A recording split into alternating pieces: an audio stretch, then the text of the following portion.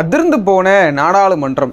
அதாவது ஜூலை 1ஆம் தேதி திரௌபதி முர்மு அவர்களுடைய அந்த இதுக்கு தீர்மானங்கள் நிறைவேற்ற அந்த கூட்டத்தில் பிரதமருக்கு எதிராக எதிர்க்கட்சி தலைவராக பதவியேற்றுக் கொண்ட ராகுல் காந்தி அவர்கள் வச்சு செஞ்சிருக்கிறாப்புல அந்த பாஜகவையும் ஆர்எஸ்எஸையும், குறிப்பாக கடவுளுடைய பிரேதா பிரேதாத்மாவா அவர்களையும், யார் அப்படின்னா நம்ம 56 இன்ச்சு மோடியை சரியான செய்கை செஞ்சிருக்கிறாப்புலங்க. இவ்வளவு நாள் இப்பேற்பட்ட ஒரு எதிர்கட்சியாக ஒரு பலமாக எதிர்கட்சியாக இல்லாமல் தான் என்னென்ன ஆட்டம் போட்டீங்க, என்னென்ன பேச்சு பேசுனீங்க, அத்தனைக்கும் நேற்றைக்கு கிட்டத்தட்ட 100 நிமிட உரையில் ராகுல் காந்தி அவர்கள் அடுக்கடுக்கான கேள்விகளை பிரதமர் வாயடைக்க அந்த நாடாளுமன்றத்தில் அந்த ஒரு செயல் அரங்கேறி இருக்கிறது.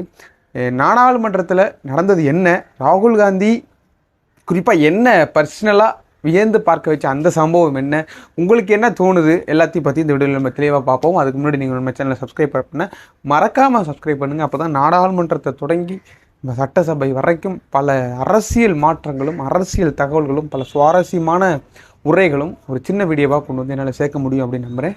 வாங்க வீடியோக்குள்ளே போகலாம். முதல் கட்டமாகவே இந்த 40க்கு 40 ஜெயிச்சோம் இல்லையா, அது மட்டும் இல்லாமல் 234 தொகுதிகளிலும் தொகுதி வென்று நாடாளுமன்றத்தில் பதவியேற்ற பிறகு, அதாவது மோடி 3.0 மூன்றாவது முறையாக பிரதமர் மோடி பதவியேற்ற பிறகு நேற்றைக்கு நாடாளுமன்றத்தில் தீர்மான நிறைவேற்ற கூட்டம் நேற்றைக்கு நடந்தது. அதில் முதலாகவே ராகுல் காந்திக்கு ஒரு வாய்ப்பு வழங்கப்பட்டிருக்கிறது. அந்த வாய்ப்பை சரியாக பயன்படுத்தி கொண்டாரா அப்படின்னா, என்னுடைய பார்வையில் ராகுல் காந்தி 100க்கு 100%, ஏன் 100க்கு 100, 1000க்கு 1000% போடலாமே அப்படின்னா, நீங்கள் எத்தனை நம்பர் கவுண்ட் வாங்கிறீங்களோ அத்தனை சதவீதம் ராகுல் காந்தி அவர்கள் செம்மையாக இந்த வாய்ப்பை பயன்படுத்தி கொண்டார் அப்படின்றதான் என்னுடைய பார்வையாக இருக்குது. ஏன் அப்படி சொல்கிறேன் அப்படின்னா, ஒரு குறிப்பிட்ட ஒரு 4 விஷயத்தை முன்வைக்க பேசுகிறார். என்ன அப்படின்னா, பாஜக, மோடி, ஆர்எஸ்எஸ் இவங்க 3 பேரும் இந்துக்களுடைய பிரதிநிதித்துவம் இல்லை அப்படின்னு சொல்கிறார். அழுத்தம் திருத்தமாக இந்த வார்த்தையை பதிவு பண்ணுறார். இந்த 3மே இந்துக்களுக்கு எதிரானது, எந்த மதமுமே வேறுபாடு, அதாவது பயங்கரவாதம், பிரிவினை, இது எதுவுமே எந்த மதமும் பேசலை. இஸ்லாமியர்களாக இருக்கட்டும், கிறிஸ்தவராக இருக்கட்டும், பௌத்தமாக இருக்கட்டும், குறிப்பாக இந்துக்களாக இருக்கட்டும், இந்த 4 மதமுமே மற்றவர்களை அன்பாக நேசியுங்க அப்படின்னு தான் சொல்லி கொடுத்துருக்க தவிர, இவங்க சொல்கிற மாதிரி இந்துக்கள் ஒரு பிரிவினைவாத மதம் அல்ல. இந்துக்கள் அனைவராலும் நேசிக்கக்கூடிய, அனைவராலும் போற்றக்கூடிய ஒரு மதம் தான். இவங்களால தான் இந்து மதம் இன்னைக்கு தூய்மைப்படுத்திருக்கிறது அப்படின்னு சொல்லி முகத்துக்கு முகம் நேருக்கு நேராக ராகுல் காந்தி சிறப்பாக பேசி உடனடியாக பதில் தரக்கூடிய 10 வருடத்துக்கு பிறகுங்க இன்னைக்கு தான் வாயை திறந்து பேசியிருக்கிறார் நம்மளுடைய 56 இன்ச்சு பிரதமர் மோடி அவர்கள். 10 வருடத்திற்கு பிறகு, 10 வருடம் எத்தனை நாடாளுமன்ற கூட்டத்தொடர் நடந்திருக்கும், எத்தனை விவாதங்கள் நடந்திருக்கும், எத்தனை கேள்வி பதில்கள் நடந்திருக்கும். எதற்குமே பதிலளிக்காத நாடாளுமன்றத்தில் பிரதமர் மோடி அவர்கள் நேற்றைக்கு ராகுல் காந்தியினுடைய பேச்சுக்கு எழுந்து நின்று முதல் முறையாக இவர் ஒட்டுமொத்த இந்துக்களையுமே கொச்சைப்படுத்துகிறார், எந்த ஒட்டுமொத்த இந்துக்களையுமே விமர்சிக்கிறான்னு சொல்லி உடனடியாக அவர் கொந்தளிக்கிற ராகுலும், இல்லை நான் மோடியும் பாஜக ஆர்எஸ்எஸ் இவங்க 3 பேரையும் தான் சொல்கிறேன் அப்படின்னு சொல்லி ஒரு படத்தை ஒன்று தூக்கி காட்டுறதை நம்மளால் பார்க்க முடிகிறது. அதுக்கு பிறகு பார்த்திங்கன்னா, நீட் தேர்வு விவகாரத்தை இட்ஸ் அ ப்ரொஃபஷ்னல் எக்ஸாம் இல்லை, அதாவது அது ஒரு ப்ரொஃபஷ்னலாக எக்ஸாம் அல்ல, ஒரு தொழில்முறை தேர்வு அல்ல, அது ஒரு வணிக கமர்ஷியல் தேர்வு. அது அந்த நீட் தேர்வு என்பது ஏழை குழந்தைகளுக்கு உகந்ததா அப்படின்னா இல்லை, அது ஏழை குழந்தைகளை பாதிக்கக்கூடிய ஒரு விஷயம். ஏழை குழந்தைகளுக்கு, அதாவது ஏழை குழந்தை படிக்கக்கூடிய ஏழை மாணவர்கள், படித்தா போதும்னு நினச்சிட்டு ஸ்கூல் வராங்களே, அவங்களோட ஒரு கனவோடு சுமந்து பள்ளிகளுக்கு வரக்கூடியவர்களுக்கு இது ஒரு உகந்தமான தேர்வு அப்படின்னா இல்லை. ஏன் கமர்ஷியல் அப்படின்னு சொல்கிறாருன்னா, ஒரு வணிக அப்படின்னா ஒரு பணத்தால் பணபலம் கிடைச்ச மாணவர்களுக்கு அந்த பணம் என்னால் என்ன வேணால் பண்ண முடியும்னு சொல்லி அந்த மாணவர்களுக்காக உருவாக்கப்பட்டது இந்த நீட் தேர்வு. இன்னும் நிறைய விஷயங்களுக்கு, அதாவது அந்த மும்பையினுடைய அதானி, அது கவர்மெண்ட்லேருந்து அதானி வாங்கிட்டார்ன்ற மாதிரி சொல்லப்படுது. அதையுமே நாடாளுமன்றத்தில் மிக தெளிவாக போட்டுடைத்திருக்கிறார். நதானி அக்னி வீரர் திட்டம், இப்படி ஏனைய திட்டங்களுக்கு கீழாக நிறைய விவாதங்களை கிட்டத்தட்ட 100 நிமிட உரையில் செம்மையாக நிகழ்த்தியிருக்கிறார் ராகுல் காந்தி அவர்கள். இதில் நம்ம குறிப்பாக பார்க்க வேண்டிய விஷயம் என்னன்னு பார்த்தீங்கன்னா, 10 ஆண்டு காலம் எவ்வளவோ நாடாளுமன்ற கூட்டத்தொடர், எவ்வளவோ கேள்வி பதில், எத்தனையோ விவாதங்கள், எவ்வளவோ பிரச்சனைகள், குறிப்பாக மணிப்பூர், இப்படி நிறைய விஷயங்கள் நடந்த தருணத்தில் ராகுல் காந்தி ஒரு கேள்வி முகத்துக்கு முகமாக நேருக்கு நேராக ஒரு கேள்வி கேட்குறார். நான் போன மணிப்பூருக்கு ஏன் பாரத பிரதமர் அவர் போகலை, கடவுளுடைய குழந்தை ஏன் போகலை, பயமாக இருக்கா, அப்போ இந்தியாவுடைய ஒரு ஒரு மாநிலமாக மணிப்பூர் இல்லையா அப்படின்னு சொல்லி தரமான சம்பவத்தை ராகுல் காந்தி அவர்கள் அந்த நாடாளுமன்ற முதல் கூட்டத்தொடரிலேயே இவ்வளவு சம்பவத்தை செஞ்சிருக்கிறார். சம்பவக்காரன் ராகுல் காந்தி. இன்னும் 5 ஆண்டுகள் இன்னும் இவ்வளவோ விவாதங்கள் நடக்க போகிறது. முக்கியமான விஷயங்க.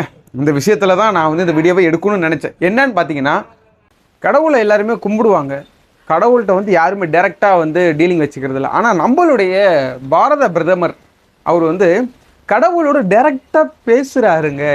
அவர் டைரக்ட்லி ஸ்பீச் டு கடவுள் காட் அப்படின்னு சொல்லி நாடாளுமன்றத்தில் இவ்வளவு பெரிய ஒரு விஷயத்தை போட்டு உடைச்சிருக்கிறாப்புல நம்ம ராகுல் காந்தி அவர்கள்.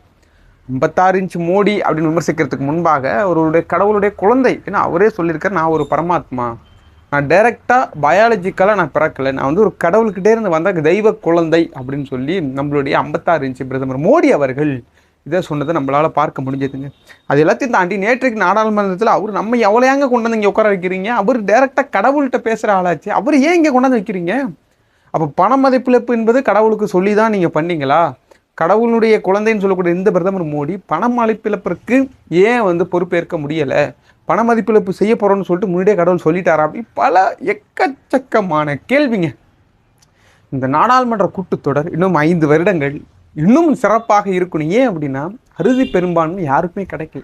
தொங்கு நாடாளுமன்றம் தான் சில கட்சிகள் மோடி அரசுக்கு ஆதரவாக போன நிலையா நிதிஷ்குமார், இந்த சந்திரபாபு, இன்னும் ஏனைய இந்த சுயேட்சி எம்பிக்கள் இவங்கெல்லாம் போனதுனால தான் மோடிக்கு இன்னைக்கு 3வது முறை மகுடம் சூட முடிந்தது. இல்லைன்னா அந்த இடத்த இல்லைனா அப்படின்னா அந்த டேஷ் நவரை நீங்களே ஃபில் பண்ணிக்கோங்க.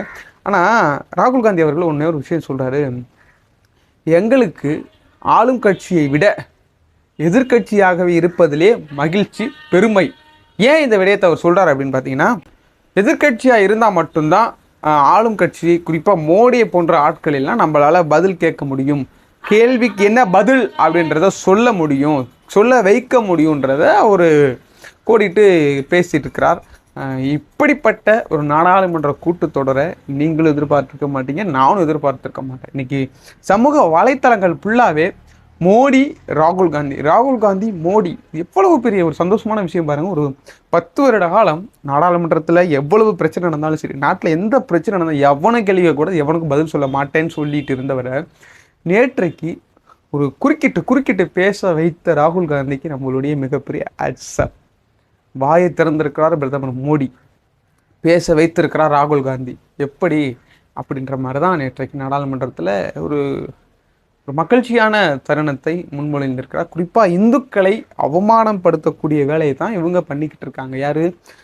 மோடியும் அமித்ஷா போன்ற பாஜக ஆர்எஸ்எஸ் போன்ற கும்பல்கள் பண்ணிக்கிட்டு இருக்காங்க.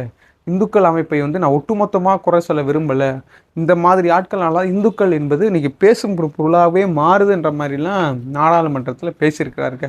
இதில் குறிப்பாக ஒரே ஒரு விஷயம் சிந்திக்க வைக்கக்கூடிய ஒரு விஷயத்த சொல்லியிருக்கு. சபாநாயகராக இருக்கக்கூடிய ஓம் பிர்லா அவர்கள் எனக்கு வணக்கம் வைக்கும் பொழுது கம்பீரமாக நெஞ்சு நிமித்து கொண்டு கை கொடுத்து வணக்கம் வைத்தார். அதே மோடி வரும் பொழுது உடல் நெளிந்து கூனி குறுகி அவருக்கு கை கொடுக்கிறார்.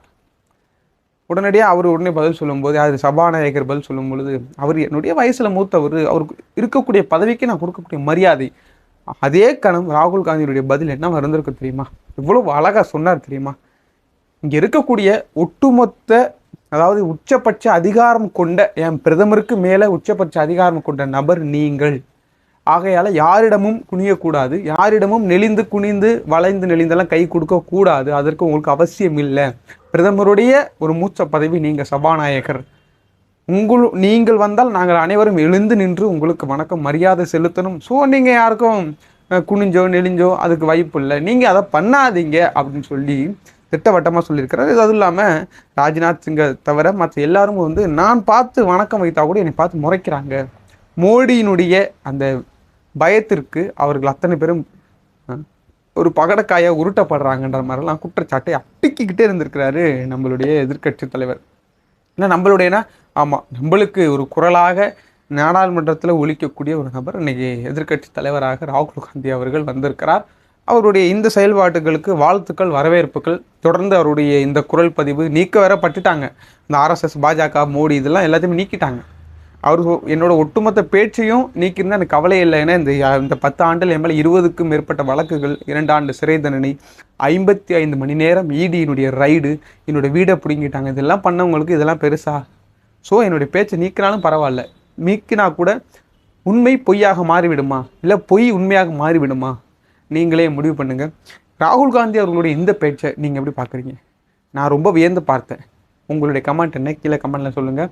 மற்றொரு நிகழ்ச்சியில் உங்களை வந்து பகிர்ந்துக்கிறேன். அதுவரையும் உங்கள் ஜோஷுவா. நன்றி, வணக்கம்.